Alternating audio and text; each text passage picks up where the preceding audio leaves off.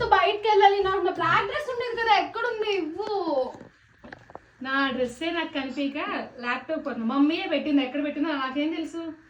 ఏంటక్క ఎప్పుడు అలానే అంటో, అవసరం టైంకి ఏవి దొరకవు అసలు. వచ్చి బాగా ఆకలేస్తుంది, ఫ్రిడ్జ్లో ఏమైనా ఉన్నాయేమో చూద్దాం.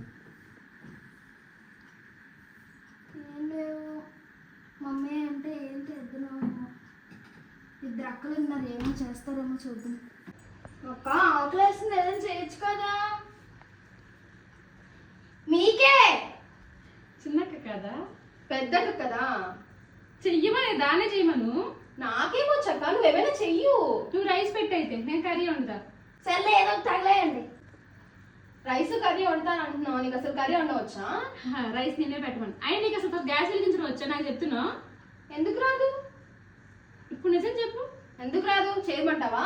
ఏంటి వద్దు, దానికి ఏం రాదు, నాకేం రాదు. మమ్మీ వచ్చినందుకు వెయిట్ చేయి, అది తప్పి మేము చేయలేము. అమ్మా వీళ్ళతో పెట్టుకుంటే పని అయినట్టే, వీళ్ళతోనే ఉంటే నేను పస్తులు ఉన్నట్టే. నేను ఏదో ఒక ఆర్డర్ పెట్టుకుంటాను.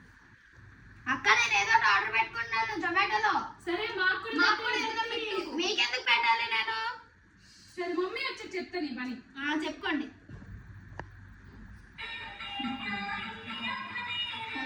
హలో కదా అనిపించిందా? చూడు ఎవరు. వెళ్ళు, చిన్నదానే కదా, వెళ్ళు. చిన్నదాన్ని చేసి ఆడుకుంటానమ్మా. అక్క డ్రెస్ బాగుందక్క, నాకు కొనొచ్చుకోవాలి. నీకు చెప్తాను. అంతేగాని నువ్వు కొను. ఇక ఎవరో డబ్బులు ఇచ్చారు, చీటీ డబ్బులు అంట. ఎవరో ఆంటీ వచ్చారు. మనకు అవన్నీ తెలియదు. మమ్మీ వచ్చాక చూసుకున్నాను. ఎక్కడ ఆ డబ్బులు నీట్గా ఉంచు. సరిపుచ్చు. ఎందుకంటే నమ్మకం నీకు నా మీద. నువ్వు అంత జాగ్రత్తగా ఉంచుతావు కాబట్టి. సర్లే. కాల్ రిలేటివ్స్ మనకు తెలియదు అవన్నీ కూడా. నాకు అత్త మామయ్య పెద్దమ్మ పెద్ద నాలే తెలుసు. నాకు తెలుసు, నీకు అదే తెలుసు. మమ్మీకి ఇద్దాం. మమ్మీ వెయిట్ చేయాలి ఇప్పుడు. సరే. సరేలే.